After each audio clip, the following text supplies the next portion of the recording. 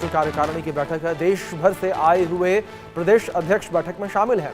सांसद और विधायक बैठक में शामिल हैं। तेजस्वी यादव को बड़ी जिम्मेदारी मिल सकती है। औपचारिक तौर पर तेजस्वी को आरजेडी की कमान जो है वो दी जा सकती है। ये बड़ी खबर निकलकर सामने आई है। राष्ट्रीय कार्यकारी अध्यक्ष बनाए जा सकते हैं तेजस्वी यादव। सूत्रों के हवाले से बड़ी खबर है ये। और आरजेडी में नेतृत्व परिवर्तन का औपचारिक ऐलान संभवतः किया जा सकता है। मीसा भारती को भी बड़ी जिम्मेदारी मिल सकती है। बड़ी खबर ये निकलकर सामने आ रही है। मीसा भारती को भी बड़ी जिम्मेदारी यहां पर मिल सकती है। मीसा भारती को भी यहां बड़ी जिम्मेदारी मिल सकती है। ये बड़ी खबर फिलहाल निकलकर सामने आ रही है। आरजेडी में नेतृत्व परिवर्तन का औपचारिक ऐलान संभव है। बड़ी खबर निकलकर सामने आ रही है। राष्ट्रीय कार्यकारी अध्यक्ष बनाए जा सकते हैं तेजस्वी यादव। बड़ी खबर सूत्रों के हवाले से निकलकर सामने आ रही है। यानी कि आज जो है औपचारिक ऐलान इसका किया जा सकता है। बड़ी जिम्मेदारी तेजस्वी यादव को दी जा सकती है। तो तेजस्वी यादव को राष्ट्रीय कार्यकारी अध्यक्ष जो है बनाया जा सकता है। सूत्रों के हवाले से ये बड़ी खबर निकलकर सामने आ रही है।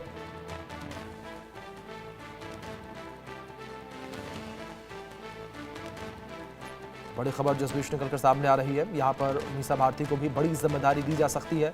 बड़ी खबर है। यानी कि आरजेडी में ये बड़ा नेतृत्व परिवर्तन देखा जा सकता है। बड़ी खबर निकलकर सामने आ रही है। आरजेडी में ये बड़ा नेतृत्व परिवर्तन देखा जा सकता है। बड़ी खबर निकलकर सामने आई है। और सूत्रों के हवाले से बड़ी अपडेट है कि मीसा भारती को भी एक बड़ी जिम्मेदारी पार्टी में दी जा सकती है और तेजस्वी राष्ट्रीय कार्यकारी अध्यक्ष बनाए जा सकते हैं। औपचारिक तौर पर तेजस्वी को आरजेडी की कमान दी जा सकती है। तो बड़ी जिम्मेदारी यहां पर तेजस्वी को मिल सकती है। ये बड़ी अपडेट है।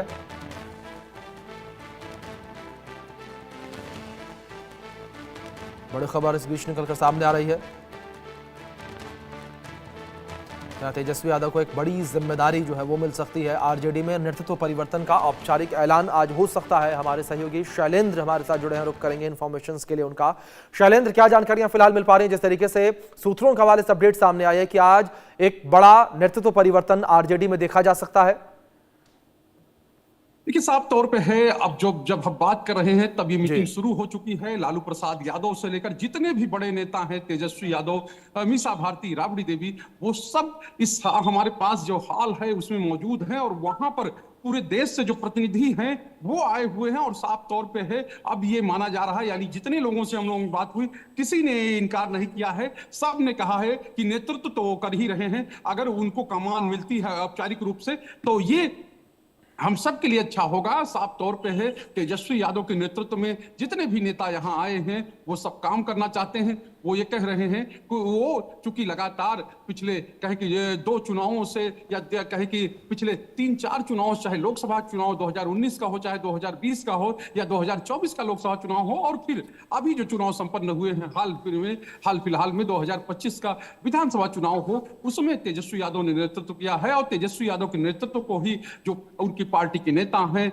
वो मान रहे हैं। और उनका ये कहना है कि अगर उनको कमान सौंपी जाती है औपचारिक रूप से, क्योंकि अनौपचारिक रूप से या कहे कि लालू प्रसाद यादव के गाइडेंस में तो वो लगातार काम कर ही रहे हैं, ये उनकी पार्टी के नेताओं का कहना है। और अब जब ये बात चल रही है कि आज उनको कार्यकारी राष्ट्रीय अध्यक्ष बनाया जा सकता है, तो इसको लेकर भी उनकी पार्टी में खुशी है। और दूसरी बात ये है, ये कहा जा रहा है क्योंकि सभी जो पार्टी के राष्ट्रीय कार्यकारिणी के सदस्य हैं वो आए हुए हैं, तो जिस तरह से बिहार में हार हुई है, बिहार में बड़ी हार हुई है, उसको लेकर पार्टी नेता मुखर होकर बोल रहे हैं और कह रहे हैं कि इस हार के बाद बूस्टअप करना, कार्यकर्ताओं के बीच में एक संदेश देना, कार्यकर्ताओं को आगे क्या करना है इसके बारे में राजनीतिक प्रस्ताव पारित करना। दूसरी बात ये है, आरजेडी का जो अपना कहीं की आइडियोलॉजी रही है उस पर किस तरह से आगे बढ़ना, उस पर किस तरह से काम होना है, इसको लेकर भी पार्टी के नेता जो है वो बात कह रहे हैं। और कह रहे हैं कि हमारी पार्टी यानी हम और मजबूत होंगे। कल तेजस्वी यादव को हम लोगों ने सुना था कर्पूरी जयंती में, किस तरह से उन्होंने कहा था कि हम नहीं, हमारा समय खराब है, हमारा समय आएगा तो हम वो करके दिखाएंगे। जो बात हमने कही, यानी चुनाव के दौरान जो हमने वादे किए, जो बातें कही, वो पूरी करेंगे। और साफ तौर पर कह रहे हैं कि हमारे पास और कोई विकल्प नहीं है, हम लड़ेंगे और जीतेंगे। ये तेजस्वी यादव का कहना है। और साफ तौर पे है कि अब जब आज ये बैठक हो रही है तो कुछ ही देर में या कहें कि कुछ मिनटों में ये औपचारिक रूप से सामने भी आ जाएगा कि उनको जो बात हो रही है वो कमान सौंपी जाती है या नहीं, लेकिन ये माना जा रहा है कि आज ये फैसला हो जाएगा। जी शैलेंद्र, एक तरफ ये फैसला, एक तरफ सूत्रों के हवाले से जानकारी निकलकर सामने आ रही है और दूसरी ओर मीसा भारती का सुबह सुबह पोस्ट निकलकर सामने आया है जिसमें यह भी कहा गया कि इनडायरेक्टली जो है तेजस्वी यादव को उन्होंने टारगेट किया था और अब यह खबर निकलकर सामने आ रही है उन्हें भी पार्टी में बड़ी जिम्मेदारी मिल सकती है। देखिए, जो रोहिणी आचार्य हैं वो पार्टी से चुनाव लड़ी थी और लालू प्रसाद यादव की बेटी है, उन्होंने लालू प्रसाद यादव को अपनी टिकट दी है। और विशेष बात यह है कि जिस तरह से पूरा घटनाक्रम सामने आया है, जिस तरह से पूरी चीजें सामने आई हैं, तो साफ तौर पे है कि रोहिणी जो है, रोहिणी आचार्य जो है वो कहे कि चुनाव के बाद जिस तरह से अपने कहे कि राबड़ी आवास उन्होंने छोड़ा था और जो तलखी उन्होंने दिखाई थी वो तलखी उनकी बरकरार है और उसी के तहत आज उन्होंने वो कहा है कि पार्टी जो है वो आयातित नेताओं के हाथों में है, यानी उनकी जो लाइन है, उनको वो जो कहना चाहती है वो बात उन्होंने कही है। लेकिन इसको लेकर हम लोगों ने भी सवाल किया था, जो आरजेडी के नेता हैं, तमाम नेता हैं, तो उनका ये कहना था ये परिवार का मामला है, ये हमारे आला कमान के परिवार का मामला है, यानी लालू प्रसाद यादव के परिवार का मामला है, इस मामले में हम कोई बयान नहीं देंगे, कुछ बात नहीं कहेंगे। लेकिन जो बात रोहिणी आचार्य को कहनी थी उन्होंने सोशल मीडिया के माध्यम से सामने रख दी है। जी, दूसरी ओर शैलेंद्र, अगर इस पूरे घटनाक्रम को लेकर बात करें, अगर हम परिवार को लेकर थोड़ी सी बात करें यहां पर, तो परिवार में जो दूरियां देखने को मिली, परिवार में जो खटपट देखने को मिली, इस बीच तेज प्रताप यादव जो है वो भी परिवार के नजदीक वापस से आए, तो उस वक्त भी ये चर्चा चलती नजर आई थी शैलेंद्र कि तेज प्रताप यादव को भी पार्टी में वापस से जोड़ा जा सकता है। ये भी खबरें निकलकर सामने आई थी कुछ जगहों पर, छिटपुट जगहों पर, कि जो तेज प्रताप यादव की पार्टी है उसका विलय जो है वो भी आरजेडी में किया जा सकता है। देखिए, तेजस्वी यादव की अपनी राजनीति है और वो उसी के तहत राजनीति करते हैं और इसमें जो बातें सामने आ रही हैं उसमें तेज प्रताप यादव का पार्टी में आना मुझको नहीं लगता है कि ये संभव है, क्योंकि साफ तौर पे तेजस्वी यादव की अपनी लाइन है, उस लाइन पे चलते हैं और उसी लाइन के तहत काम करते हैं। अभी कुछ दिन पहले हम लोगों ने एक सुखद तस्वीर देखी थी जब वो मकर संक्रांति का यानी चूड़ा दही की भोज का न्योता लेकर अपने परिवार में यानी कि 10 नंबर जो 10 सर्कुलर रोड है वहां गए थे और उसमें जो कहे कि तेजस्वी यादव नहीं शामिल हुए थे, लेकिन जो लालू प्रसाद यादव हैं वो शामिल हुए थे और उस समय खूब चर्चा हुई थी। और उस समय जो तेज प्रताप यादव हैं उन्होंने कहा था कि अब आरजेडी का विलय जो है जेजेडी यानी जनशक्ति जनता दल जो उनकी पार्टी है उसमें कर लेना चाहिए, तमाम बातें उन्होंने कही थी। लेकिन तेजस्वी यादव की ओर से उसको लेकर कोई प्रतिक्रिया नहीं आई और ये कहा जा सकता है कि तेजस्वी यादव साइलेंट है। और दूसरी चीज ये है कि वो अपने हिसाब से राजनीति करते हैं और पार्टी की बात करें, अगर आरजेडी की बात करें या